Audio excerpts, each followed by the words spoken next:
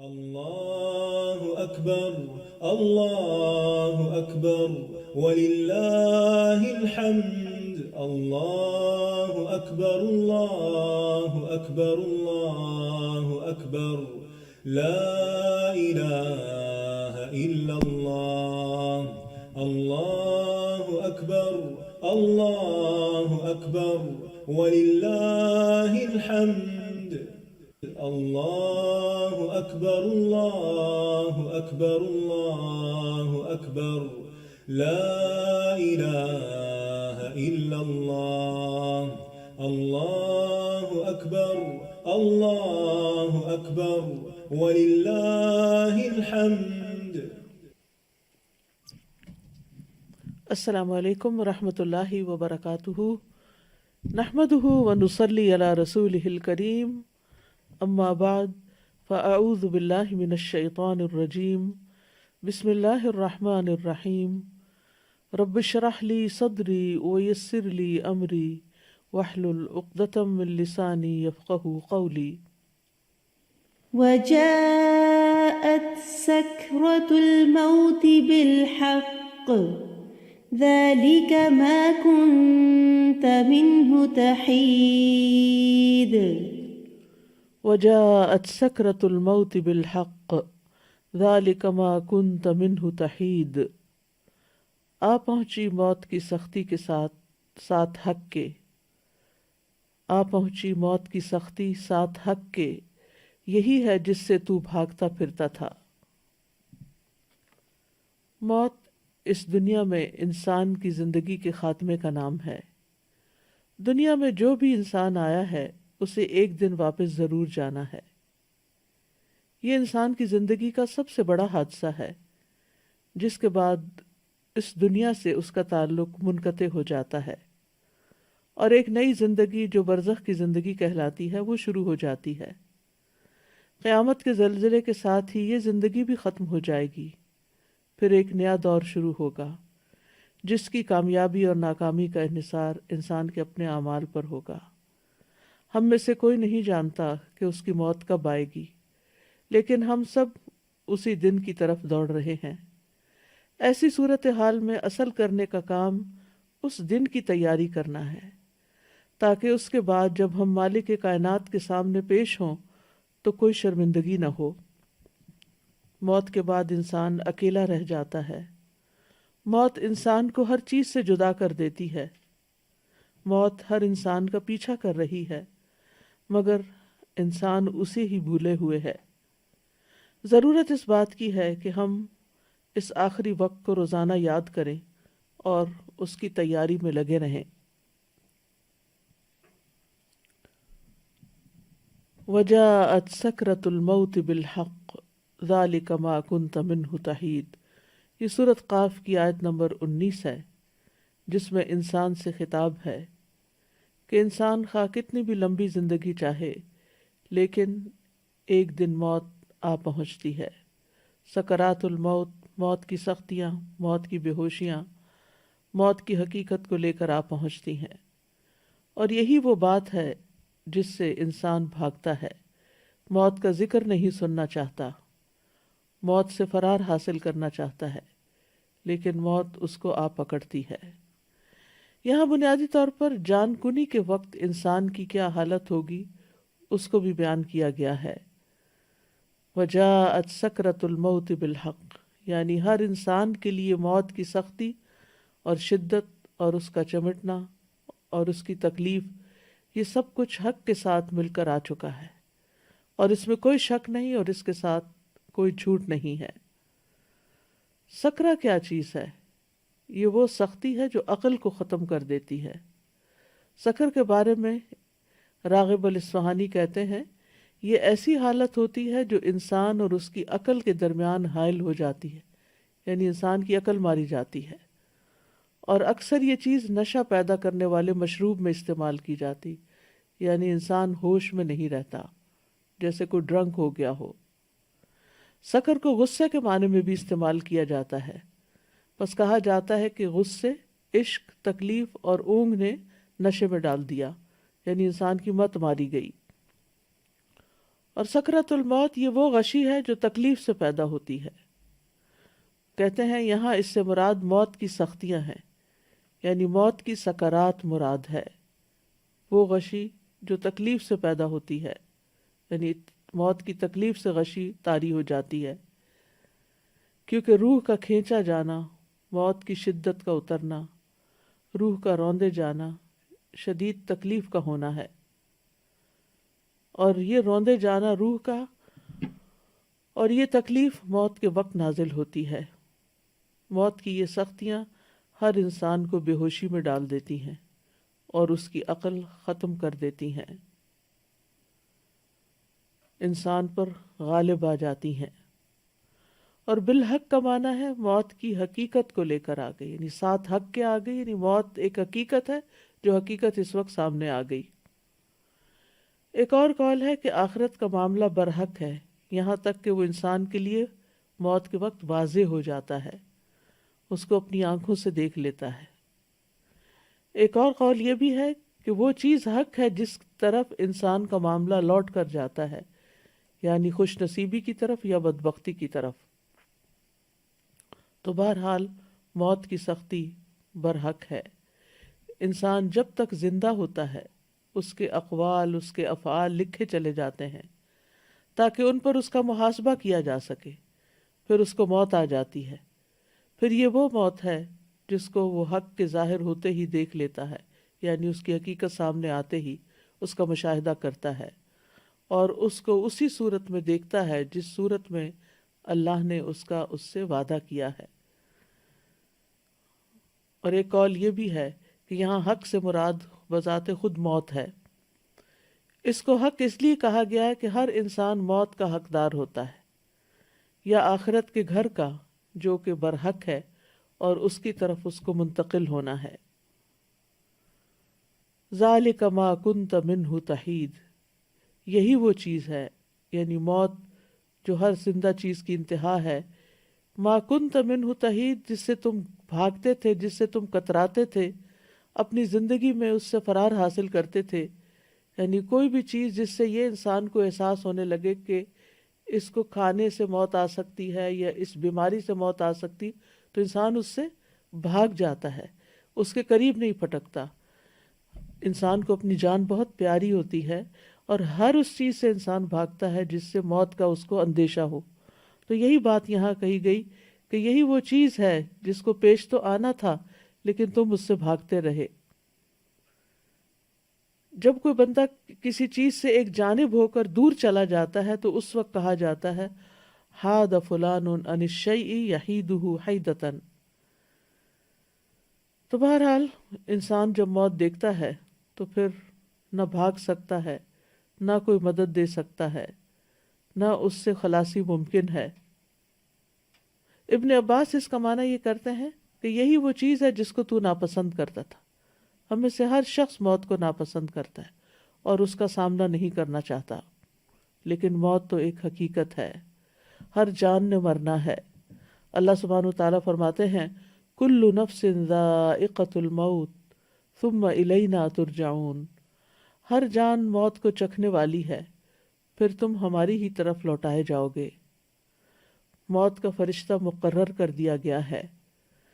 سورۃ السجدہ میں آتا ہے قل یتوفاکم ملک الموت الذی وکل بکم ثم الی ربکم ترجعون. کہہ دو کہ موت کا فرشتہ جو تم پر مقرر کیا گیا ہے تمہاری جانیں قبض کر لیتا ہے، پھر تم اپنے رب کی طرف لوٹائے جاتے ہو. موت سے فرار ممکن نہیں ہے. سورۃ الجمعہ میں آتا ہے قل ان الموت الذی تفرون منہ فانہ ملاقیکم ثم تردون الی عالم الغیب والشہادۃ فینبئکم بما کنتم تعملون. کہہ دو بلا شبہ وہ موت جس سے تم بھاگتے ہو یقیناً وہ تم سے ملنے والی ہے. یعنی انسان جتنا بھی بھاگ لے لیکن وہ تو سامنے سے آ رہی ہے. پھر تم ہر پوشیدہ اور ظاہر چیز کو جاننے والے کی طرف لوٹائے جاؤ گے تو وہ تمہیں بتائے گا کہ تم کیا کچھ کرتے رہے ہو.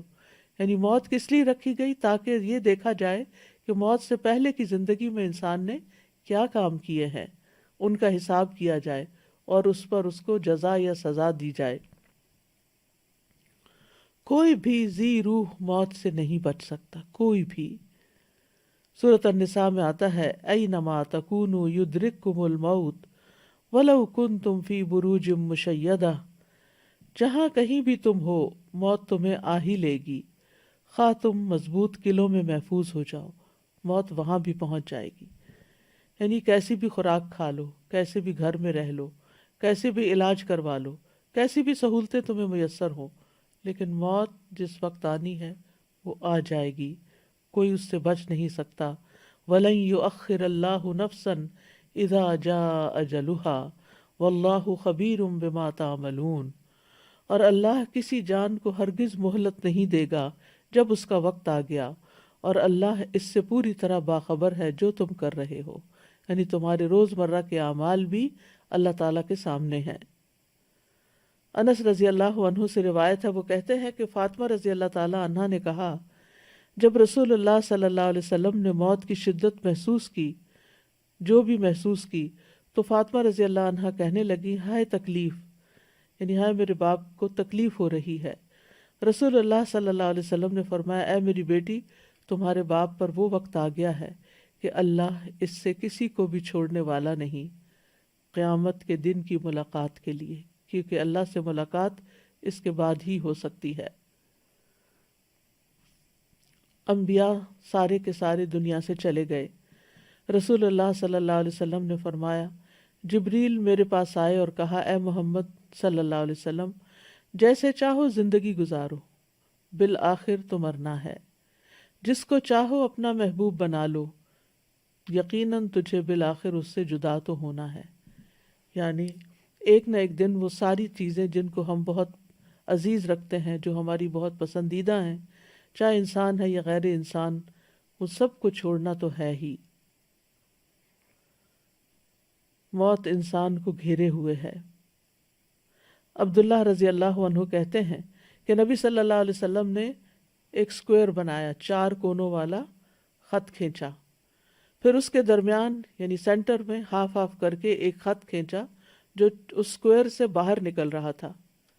اس کے بعد درمیان والے خط کے اس حصے میں جو چوکٹے کے درمیان میں تھا، چھوٹے چھوٹے بہت سے خطوط کھینچے، اندر اس کے لکیریں لگائیں، اور پھر فرمایا، یہ انسان ہے اور یہ اس کی موت ہے جو اسے گھیرے ہوئے ہے، اور یہ جو بیچ کا خط باہر نکلا ہوا یہ اس کی امید ہے، یعنی سکوئر سے باہر جو نکلا ہوا ہے، اور یہ جو چھوٹے چھوٹے خط اس کے اوپر ہیں، اس لکیر کے اوپر، یہ اس کی دنیاوی مشکلات ہیں۔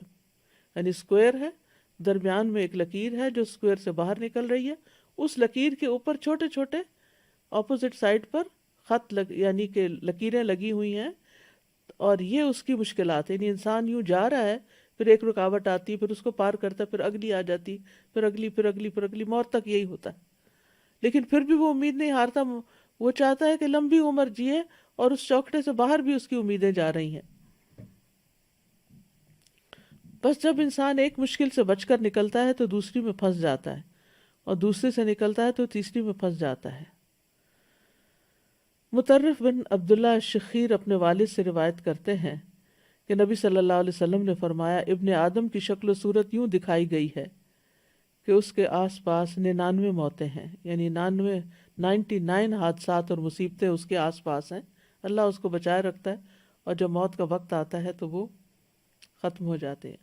اگر وہ موتیں اس سے خطا کر بھی جائیں تو وہ انتہائی درجے کے بڑھاپے کا شکار ہوتا ہے، حتیٰ کہ مر جاتا ہے۔ موت کا وقت اور جگہ بھی مقرر ہے۔ وَمَا كَانَ لِنَفْسٍ أَن تَمُوتَ إِلَّا بِإِذْنِ اللَّهِ كِتَابًا مُؤَجَّلًا، اور کسی جان کے لیے ممکن نہیں کہ اللہ کے حکم کے بغیر مر جائے، لکھے ہوئے کے مطابق جس کا وقت مقرر ہے۔ سورۃ النحل میں آتا ہے، فَإِذَا جَاءَ أَجَلُهُمْ لَا يَسْتَأْخِرُونَ سَاعَةً وَلَا يَسْتَقْدِمُونَ، پھر جب اس کا وقت آ جائے گا تو ایک گھڑی نہ پیچھے رہ سکتے ہیں نہ آگے بڑھ سکتے ہیں، عین جس وقت دم نکلنا ہے اسی وقت نکلے گا۔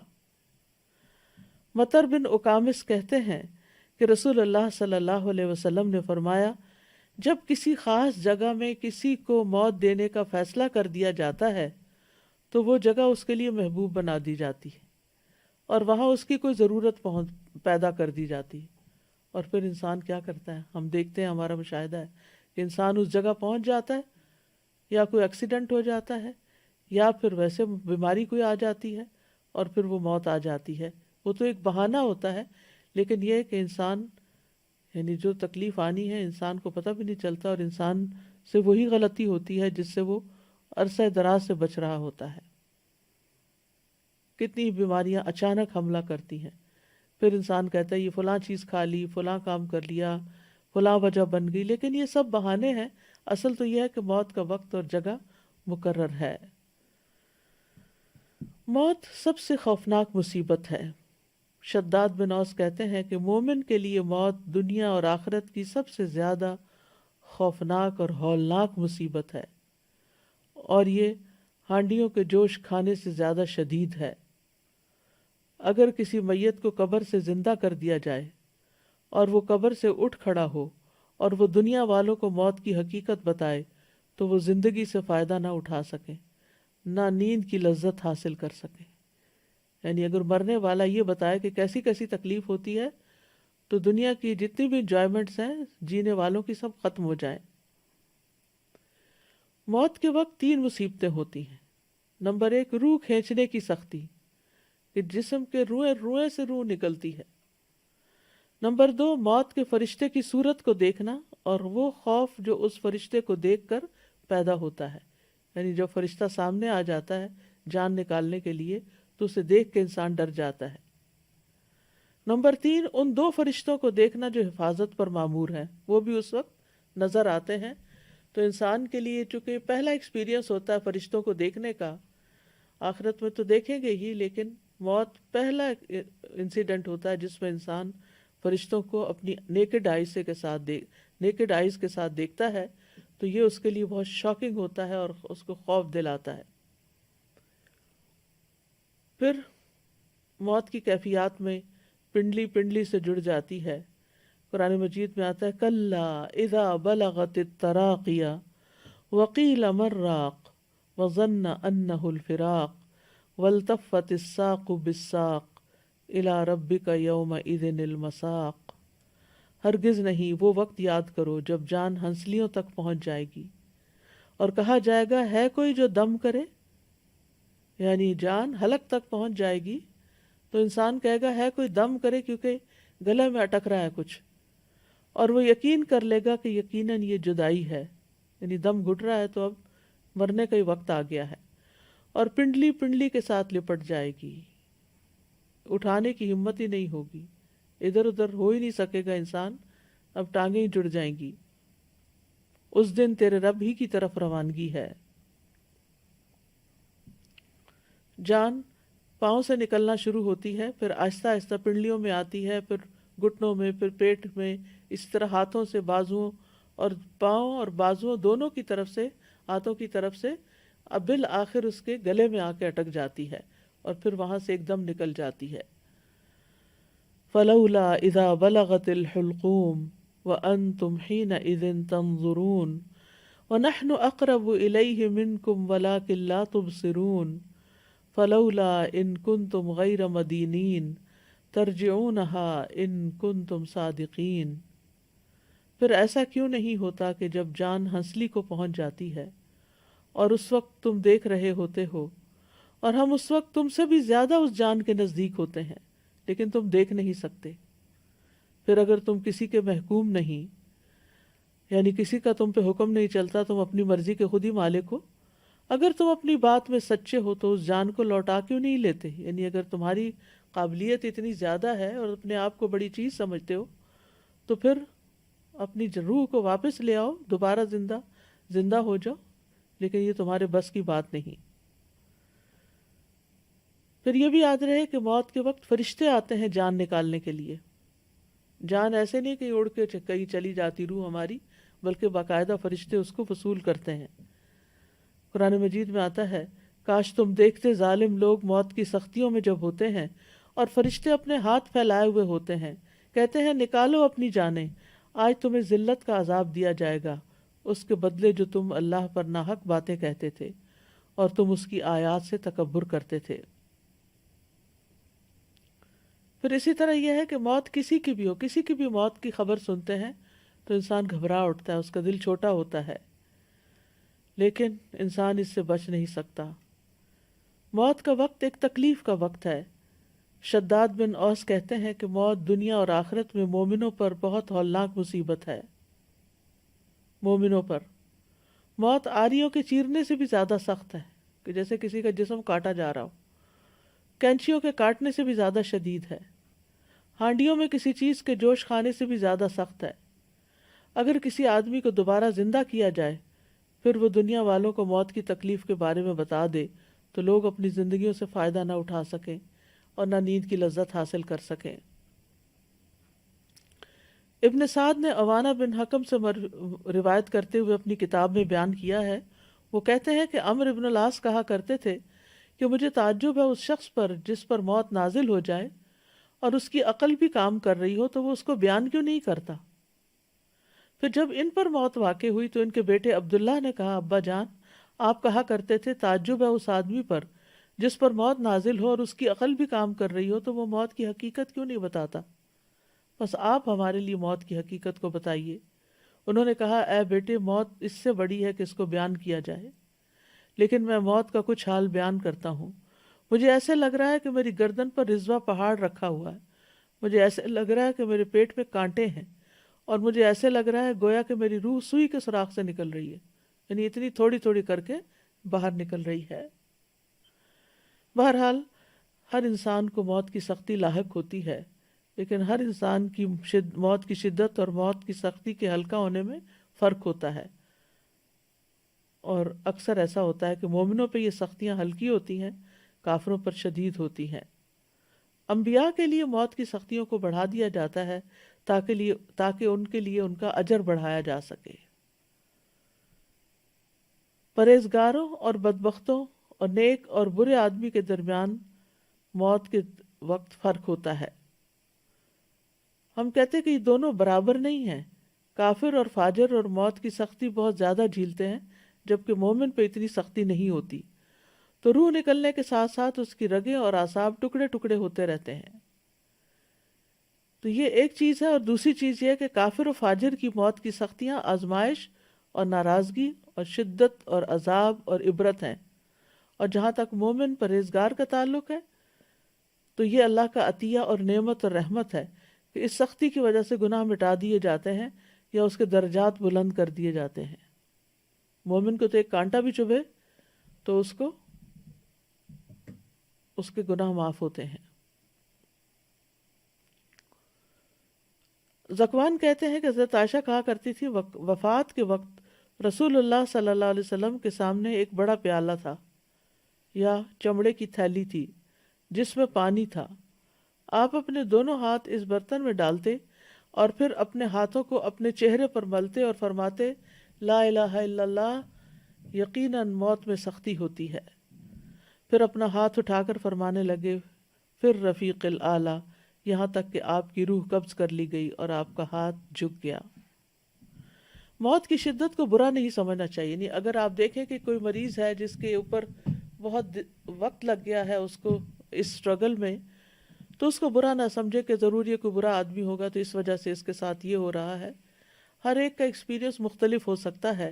حضرت عائشہ کہتی ہیں کہ نبی صلی اللہ علیہ وسلم کی وفات ہوئی تو آپ میری ہنسلی اور ٹھوڑی کے درمیان سر رکھے ہوئے تھے۔ جب سے میں نے نبی صلی اللہ علیہ وسلم پر موت کی سختی دیکھی ہے، اس کے بعد میں موت کی سختی کو کسی کے لیے برا نہیں سمجھتی۔ یعنی آپ تو سب سے زیادہ نیک انسان تھے لیکن موت کی تکلیف سے گزرے، تو دوسرے اگر کسی اور پر بھی یہ تکلیف آتی ہے تو اس کا یہ مطلب نہیں کہ ضرور وہ کوئی برا آدمی ہے تو اس لیے اس کو زیادہ تکلیف آ رہی ہے۔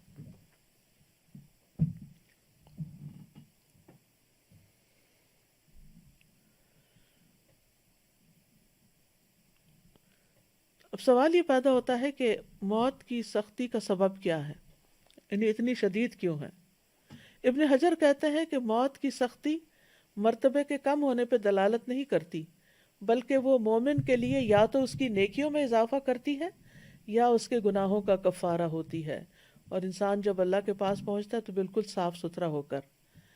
زید بن اسلم اپنے والد سے روایت کرتے ہوئے کہتے ہیں کہ جب مومن کے درجات میں سے کچھ باقی رہ جاتا ہے یعنی اس نے ان درجوں تک پہنچنا ہے، اللہ نے بڑا ہائی رینک اس کے لیے لکھا ہے، اور وہ اپنے عمل کے ذریعے جنت کے اس درجے تک نہیں پہنچ پاتا تو اس پر موت کی سختی کو بڑھا دیا جاتا ہے تاکہ وہ موت کی سختیوں اور اس کی مصیبت کی وجہ سے جنت کے اس درجے تک پہنچ جائے۔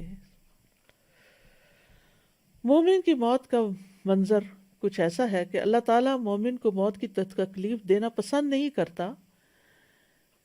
رسول اللہ صلی اللہ علیہ وسلم نے فرمایا، بے شک اللہ تعالیٰ فرماتا ہے میں جو کام کرنا چاہتا ہوں اس میں مجھے اتنا تردد نہیں ہوتا جتنا کہ مجھے اپنے مومن بندے کی جان نکالنے میں ہوتا ہے۔ وہ موت کو تکلیف کی وجہ سے ناپسند کرتا ہے اور میں بھی اسے تکلیف دینا ناپسند کرتا ہوں۔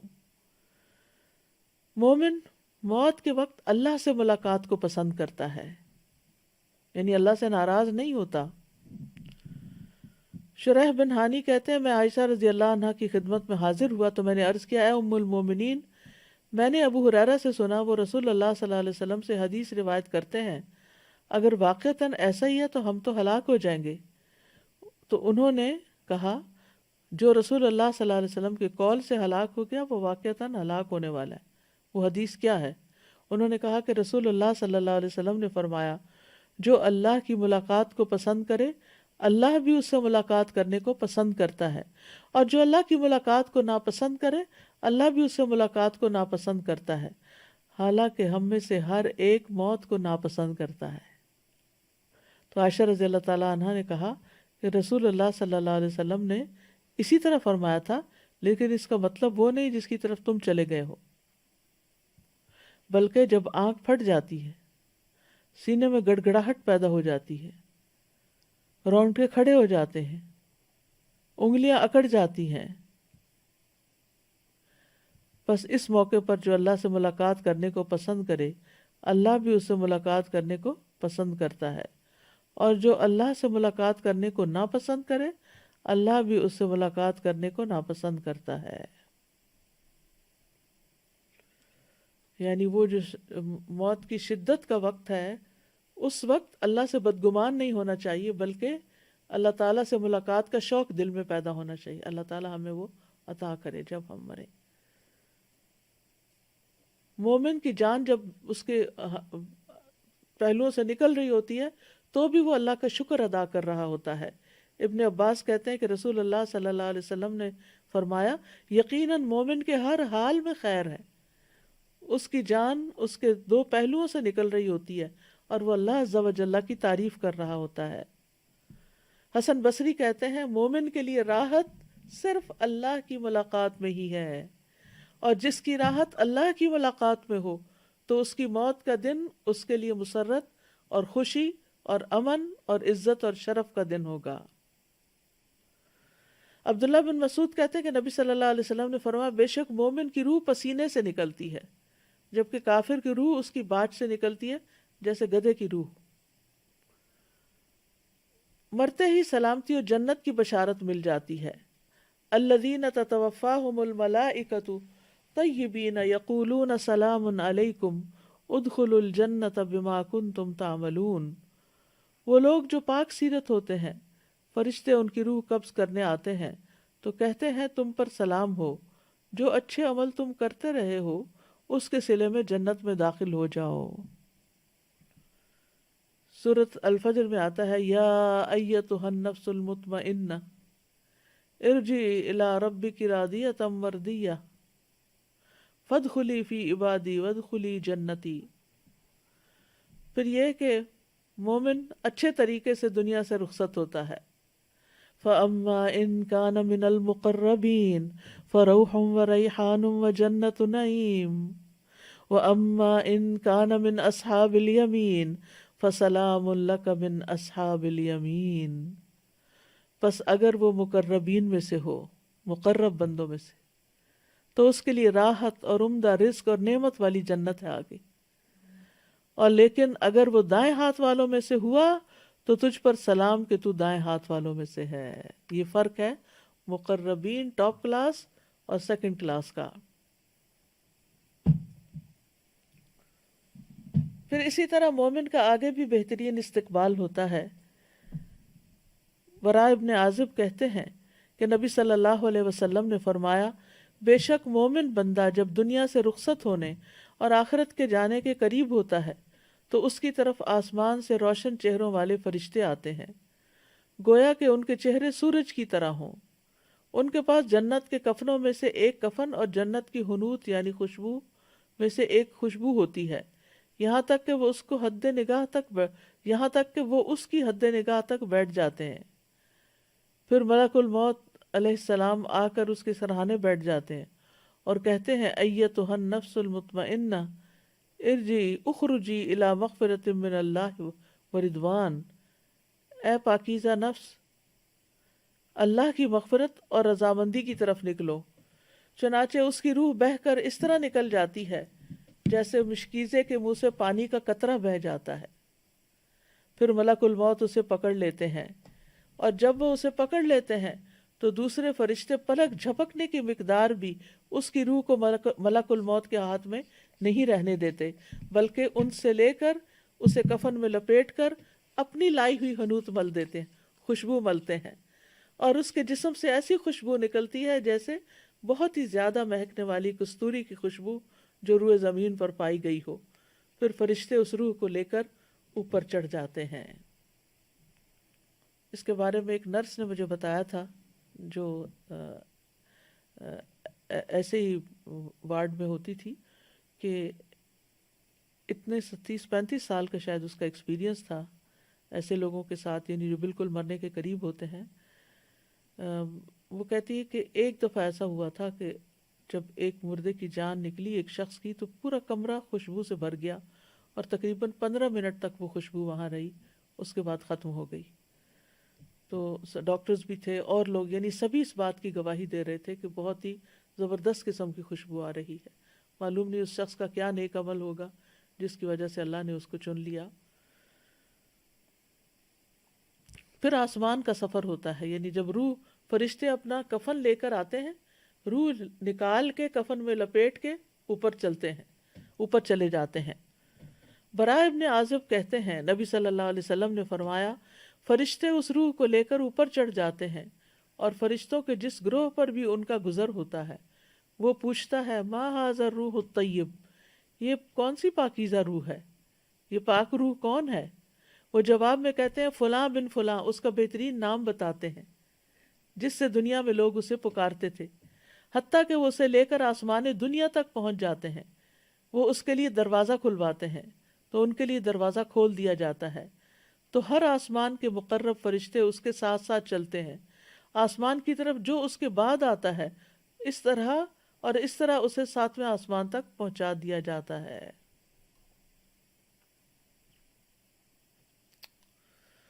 آسمان والے نیک روح کو مسلسل مرحبا کہتے ہیں، ویلکم ویلکم۔ ابو ہریرہ سے مروی ہے کہ نبی صلی اللہ علیہ وسلم نے فرمایا فرشتے مومن کی روح کو آسمان کی طرف چڑھا لے جاتے ہیں، پھر اس کے لیے آسمان کا دروازہ کھلتا ہے، پوچھا جاتا ہے یہ کون ہے؟ کہا جاتا ہے فلاں شخص ہے۔ وہ کہتے ہیں پاک نفس کو جو پاک بدن میں تھی، داخل ہو جاؤ اے قابل تعریف، اور خوش ہو جاؤ اللہ کی رحمت اور خوشبو سے اور اس رب سے جو تجھ پر ناراض نہیں۔ بلا شبہ برابر اسے یہی کہا جاتا ہے یہاں تک کہ روح آسمان تک پہنچ جاتی ہے جہاں اللہ عز و جل ہے۔ کیا مقام ہے، کیا درجہ ہے۔ پھر جسم جو ہوتا ہے وہ قبر میں دفنا دیا جاتا ہے۔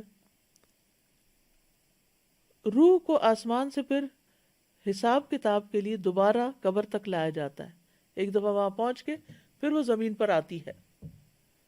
براء ابن عازب کہتے ہیں نبی صلی اللہ علیہ وسلم نے فرمایا جب روح کو 7ویں آسمان تک لے جایا جاتا ہے تو اللہ عز و جل فرماتا ہے میرے بندے کا نام اعمال علیین میں لکھ دو اور اسے واپس زمین کی طرف لے جاؤ، کیونکہ میں نے اپنے بندوں کو زمین کی مٹی سے پیدا کیا، اسی میں لوٹاؤں گا اور اسی سے دوبارہ نکالوں گا۔ چنانچہ اس کی روح جسم میں واپس لوٹا دی جاتی ہے۔ ہاں، شہید کی روح جو ہے وہ جنت کے باغوں میں کھاتی پیتی رہتی ہے۔ مومن میت کا جلد قبر کی طرف جانے کی خواہش کرنا۔ ابو سعید خدری کہتے ہیں کہ نبی صلی اللہ علیہ وسلم فرمایا کرتے تھے کہ جب جنازہ رکھا جاتا ہے پھر لوگ اسے کاندھوں پر اٹھاتے ہیں۔ اس وقت اگر مرنے والا نیک ہوتا ہے تو کہتا ہے قدمونی قدمونی، مجھے جلدی لے چلو، مجھے جلدی لے چلو، یعنی مجھے میرے انجام تک پہنچاؤ۔ دفنائے جانے کے بعد بھی باہر والوں کے قدموں کی چاپ سنتی ہے میت۔ انس رضی اللہ عنہ سے روایت ہے کہ نبی صلی اللہ علیہ وسلم نے فرمایا، آدمی جب قبر میں رکھا جاتا ہے اور دفن کر کے اس کے ساتھی پیٹھ موڑ کر رخصت ہوتے ہیں تو وہ ان کے جوتوں کی آواز بھی سنتا ہے، کیونکہ جب بائی دیٹ ٹائم روح واپس آ چکی ہوتی ہے۔ قبر کی زندگی، قبر آخرت کی منزلوں میں سے سب سے پہلی منزل ہے۔ حضرت عثمان سے روایت ہے کہ رسول اللہ صلی اللہ علیہ وسلم نے فرمایا، قبر آخرت کی پہلی منزل ہے، اگر وہاں نجات مل گئی تو اس کے بعد سارے مراحل آسان ہو جائیں گی، اور اگر وہاں نجات نہ ملی تو اس کے بعد سارے مراحل دشوار ہو جائیں گے۔ اور رسول اللہ صلی اللہ علیہ وسلم نے فرمایا، اللہ کی قسم میں نے جتنے منظر دیکھے ہیں، قبر کا منظر ان سب سے زیادہ ہولناک ہے۔ استغفر اللہ۔ پھر قبر کے اندر سوال کیے جاتے ہیں۔ مرنے والا کہتا ہے، مجھے چھوڑ دو، میں نماز پڑھ لوں، یہاں بیٹھو، میں نماز پڑھ کے آتا ہوں۔ یقیناً اگر تم ایسا کرو گے، پہلے ہمیں اس کے بارے میں خبر دو جس کے بارے میں ہم تم سے سوال کر رہے ہیں۔ وہ کہتے ہیں کہ ٹھہر جاؤ، تم جاؤ گے لیکن پہلے ہمارے سوالوں کا جواب دو۔ قبر کے سوال اور مومن جو ہیں ان کے لیے تو آسان ہے، لیکن غیر مومن کے لیے وہ سوال بہت مشکل ہیں۔ آپ صلی اللہ علیہ وسلم نے فرمایا، جب لوگ واپس چلے جاتے ہیں میت کو دفنا کر، تو میت ان کے قدموں کی آہٹ سنتی ہے، جبکہ اس سے پوچھا جا رہا ہوتا ہے، اے فلاں، تیرا رب کون ہے، تیرا دین کیا ہے، اور تیرا نبی کون ہے؟ فرمایا اس کے پاس 2 فرشتے آتے ہیں، اسے بٹھا دیتے ہیں اور کہتے ہیں، من ربک، تمہارا رب کون ہے؟ وہ کہتا ہے، ربی اللہ۔ پھر پوچھتے ہیں، ما دینک، تمہارا دین کیا ہے؟ وہ کہتا ہے، دین الاسلام، میرا دین اسلام ہے۔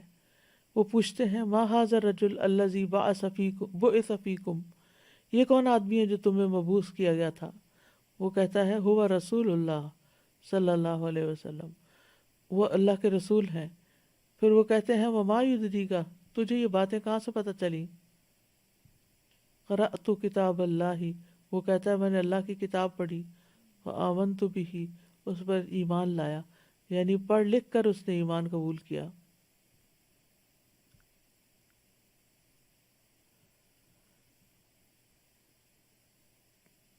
یہ کتنا ضروری ہے پڑھنا لکھنا، کتنا ضروری ہے سوچ سمجھ کے زندگی بسر کرنا۔ یہی سوال جواب اللہ کے اس فرمان کے مصداق ہیں، یثبت اللہ الذین آمنوا منکم، یثبت اللہ الذین آمنوا، اللہ ایمان والوں کو ثابت قدمی عطا کرے گا۔ فرمایا پھر آسمان سے منادی کرنے والا آواز لگاتا ہے، قد صدق عبدی فافرشوہ من الجنہ وافتحوا لہ بابا الی الجنہ والبسوہ من الجنہ، تحقیق میرے بندے نے سچ کہا، اسے جنت کا بستر بچھا دو، اس کو جنت کا لباس پہنا دو، اس کے لیے جنت کی طرف سے دروازہ کھول دو۔ قبر میں نیک اعمال مومن کی حفاظت کرتے ہیں۔ ابو ہریرہ کہتے ہیں کہ نبی صلی اللہ علیہ وسلم نے فرمایا، میت کو جب اس کی قبر میں رکھ دیا جاتا ہے تو وہ ان کے پلٹ جانے کے وقت ان کی جوتوں کی آواز سنتے ہیں۔ اگر وہ مومن ہوتا ہے تو نماز اس کے سرہانے ہوتی ہے، روزہ اس کے دائیں جانب ہوتا ہے، زکوٰۃ اس کی بائیں جانب ہوتی ہے، دیگر نیک کام، صدقہ، صلہ رحمی، نیکی اور لوگوں سے احسان اس کے پاؤں کی طرف آ جاتے ہیں۔ اگر اس کے سرہانے کی طرف سے آ جاتا تو نماز کہتی ہے میری طرف سے آنے کا راستہ نہیں، اور پھر اس کے دائیں جانب سے آ جاتا ہے تو روزہ کہتا ہے میری طرف سے آنے کا راستہ نہیں،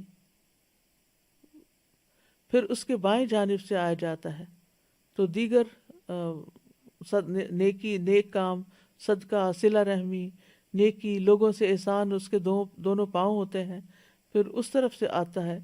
تو زکوٰۃ بائیں طرف ہوتی ہے اور یہ صدقہ خیرات سارا کچھ پاؤں کی طرف ہوتا ہے۔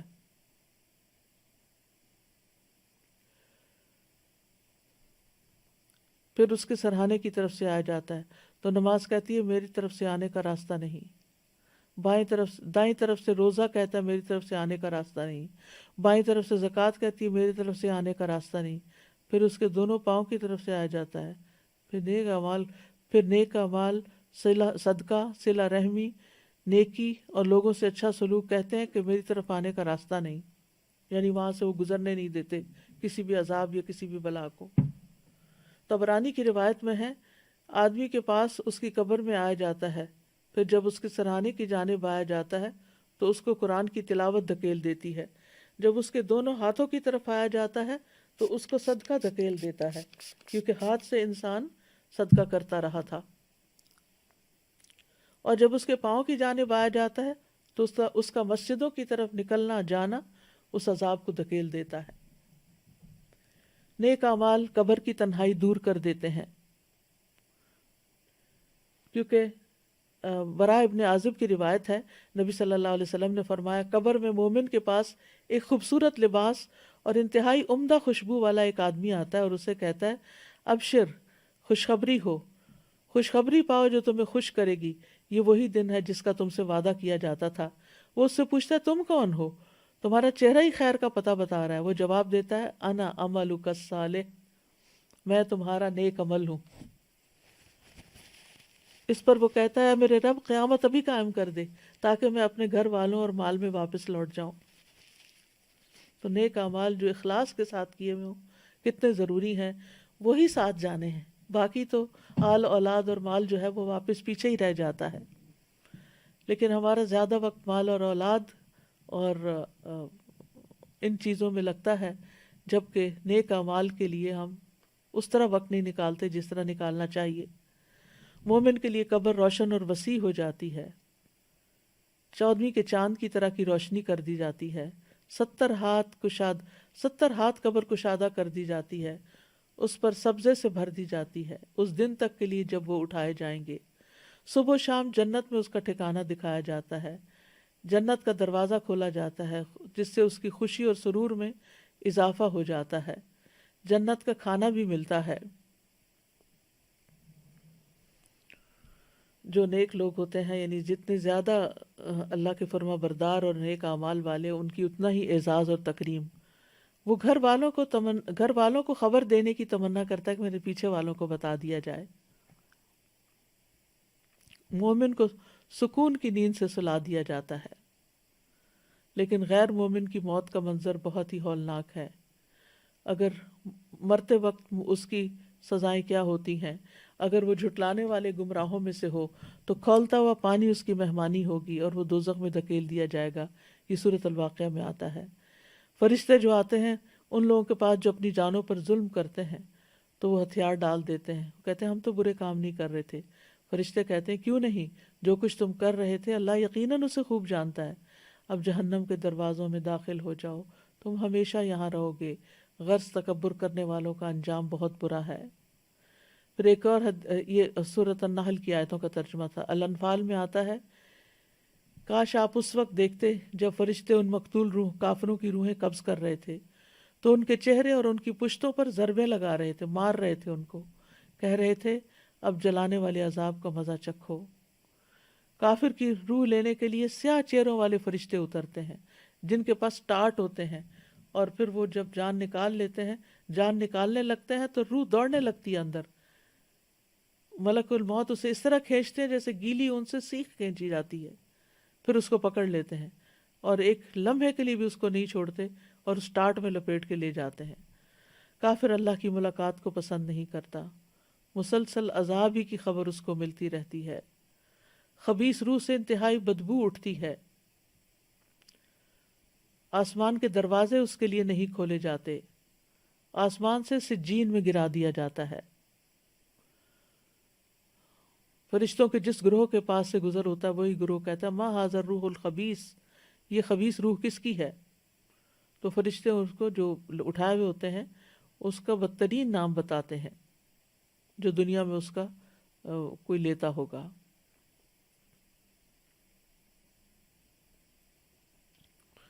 پھر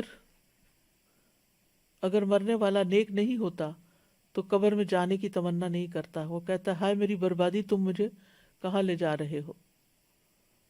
قبر میں سوال جواب کے وقت خوف کی حالت میں اٹھتا ہے اور پھر ہاں ہاں لا ادری کہہ کے جواب دیتا ہے. اس کے جواب کی تکذیب کرنے سے جہنم سے لباس اور بستر آتا ہے. اس کے جواب پر آسمان سے ایک منادی آواز لگاتا ہے کہ اس نے جھوٹ بولا، اس کے لیے آگ کا بستر بچھا دو، اس کو آگ کا لباس پہنا دو. اس کے اعمال انتہائی کبھی شکل میں آ جاتے ہیں، بدصورت آدمی کی شکل میں، گندے کپڑے پہن کر جس سے بدبو آ رہی ہوتی ہے. تو پوچھتا تو کون ہے؟ تیرے چہرے سے شر کی خبر معلوم ہوتی ہے. وہ جواب دیتا ہے میں تیرا گندا عمل ہوں. وہ کہتا ہے میرے رب قیامت کو قائم نہ کر. پھر قبر میں انتہائی ہیبت ناک ساتھی ہوتا ہے، یعنی خبیث عمل جو ہے وہ اس کے لیے مسلسل تکلیف کا باعث ہوتا ہے. پھر وہاں اندھا بہرا فرشتہ مقرر کر دیا جاتا ہے جس کے پاس لوہے کا ایک گرز ہوتا ہے. اگر وہ پہاڑ پر دے مارے تو وہ ریزہ ریزہ ہو جائے. اس کو معیشت دن کا اس کا سامنا کرنا پڑتا ہے.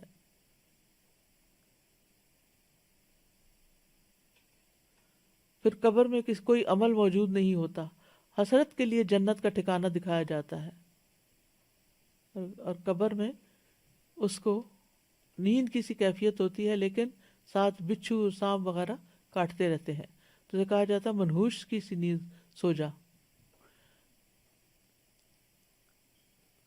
پھر موت جو ہے وہ خاتمے کا نام ہے، اور اچھا خاتمہ صرف یہ نہیں کہ انسان اس حال میں مرے جب انسان مسجد میں ہو یا جائے نماز پہ ہو یا قرآن سامنے ہو.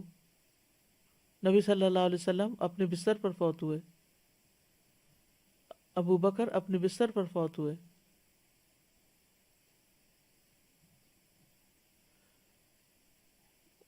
پھر اسی طرح یہ ہے کہ اچھا خاتمہ انسان کا یہ ہے کہ انسان کتاب و سنت پر ہو، تمام چیزوں پر ایمان رکھے جو ایمان لانے والی ہیں، اور ہر اس چیز سے بچے جس سے بچنا ضروری ہے. ہم انسان ہیں، کمزور ہیں، ہم سے غلطیاں ہو جاتی ہیں، لیکن بار بار پلٹ آنا چاہیے تاکہ ہمیں موت سے پہلے اطاعت کی توفیق مل جائے. حسن خاتمہ اصل میں کیا ہے؟ وہ یہ ہے کہ بندے کو موت سے پہلے اس کی توفیق دے دی جائے کہ وہ ہر اس عمل سے دور ہو جائے جو رب سبحانہ وتعالیٰ کو ناراض کرتا ہے، اور گناہوں اور نافرمانیوں سے توبہ کی توفیق مل جائے. توحید پر خاتمہ ہو، لا الہ الا اللہ پر. موت سے پہلے ہدایت مل جائے. حسن خاتمہ کے اسباب کیا ہیں؟ حسن خاتمہ میں اگر کوئی چاہتا ہے کہ اس کا خاتمہ اچھا ہو تو زندگی میں اللہ کی اطاعت پر قائم رہے اور تقوی اپنے اندر پیدا کرتا رہے.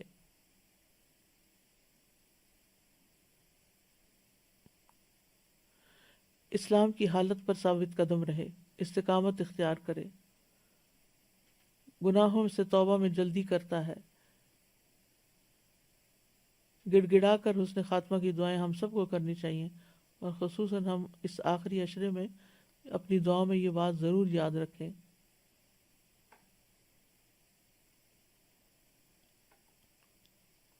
ظاہر اور باطن میں اپنی اصلاح کی کوشش کرتے رہنا چاہیے. قرآن سے تعلق مضبوط کر لینا چاہیے، اللہ سے حسن ظن رکھنا چاہیے، کثرت سے اللہ کا ذکر کرنا چاہیے. برا خاتمہ کیا ہے؟ برا خاتمہ 2 درجوں پر ہے. پہلا مرتبہ یہ کہ انسان شک کا شکار ہو جائے.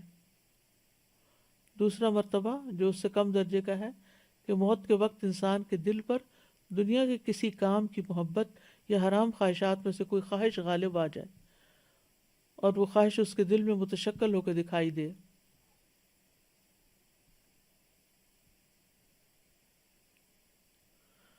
برے خاتمے کی وجوہات کیا ہوتی ہیں؟ عقیدہ کا بگاڑ، شرک پہ خاتمہ ہونا، استقامت نہ ہونا، اللہ اور اس کے رسول کی مخالفت کرنا، نبی صلی اللہ علیہ وسلم کا مذاق اڑانا، دین سے پھر جانا، اللہ کی ناراضگی کے کام کرنا، نافرمانیوں میں لگے رہنا،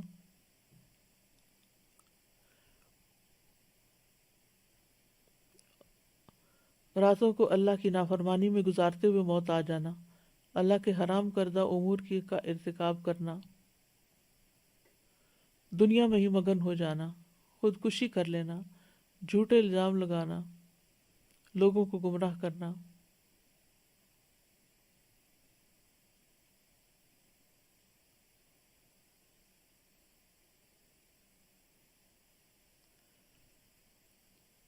ہمیں دعا بھی کرنی چاہیے کہ اللہ تعالیٰ ہمارا انجام اچھا کرے۔ فاطر السماوات والارض انت ولی فی الدنیا والآخرہ توفنی مسلما والحقنی بالصالحین۔ کسی کی موت ہو جائے تو اس کے لیے دعا کرنا، بری موت سے پناہ مانگنا چاہیے، بری بیماریوں سے بھی پناہ مانگنی چاہیے۔ اللہ کی راہ میں شہادت کی دعا، شہد اللہم ارزقنی شہادتا فی سبیلک وجعل موتی فی بلد رسولک صلی اللہ علیہ وسلم۔ نیک لوگوں کے ساتھ فوت ہونے کی دعا کرنی چاہیے، نیک لوگوں کے ساتھ ملنے کی دعا کرنی چاہیے، رفیق اعلیٰ سے ملنے کی دعا کرنی چاہیے، عذاب قبر سے پناہ مانگنا چاہیے۔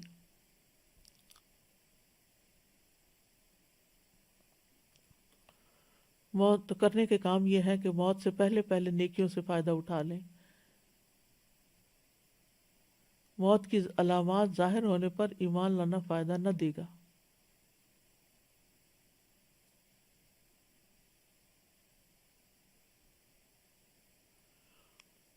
موت سے پہلے توبہ کر لینی چاہیے، زندگی کے آخری لمحات کے لیے بھرپور کمائی کرنی چاہیے،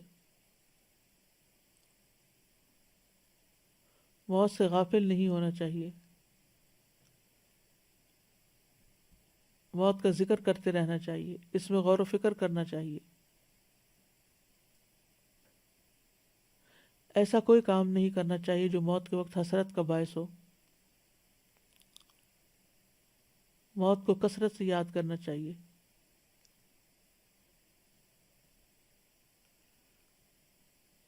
اپنے مرنے کو قریب بھی سمجھنا چاہیے۔ موت، قیامت اور آخرت سے کا کثرت سے اپنے بچوں سے، گھر والوں سے تذکرہ کرتے رہنا چاہیے۔ موت کو یاد کرنے کے فائدے کیا ہوتے ہیں؟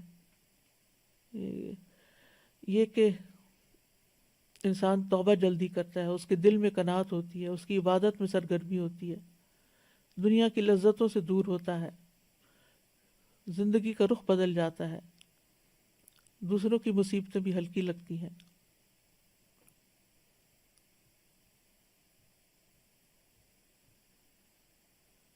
پھر موت کو ناپسند نہیں کرنا چاہیے۔ جس عمل کی وجہ سے موت ناپسند ہو اس کو چھوڑ دیں، جنت کی فکر کریں کیونکہ وہاں موت نہیں ہوگی، موت کی تمنا کریں، اور پھر مرنے والوں کو کلمے کی تلقین کریں، لا الہ الا اللہ، وآخر دعوانا ان الحمد للہ رب العالمین، سبحانک اللہم وبحمدک، اشہد ان لا الہ الا انت، استغفرک واتوب الیک۔ السلام علیکم ورحمۃ اللہ وبرکاتہ۔ اللہ اللہ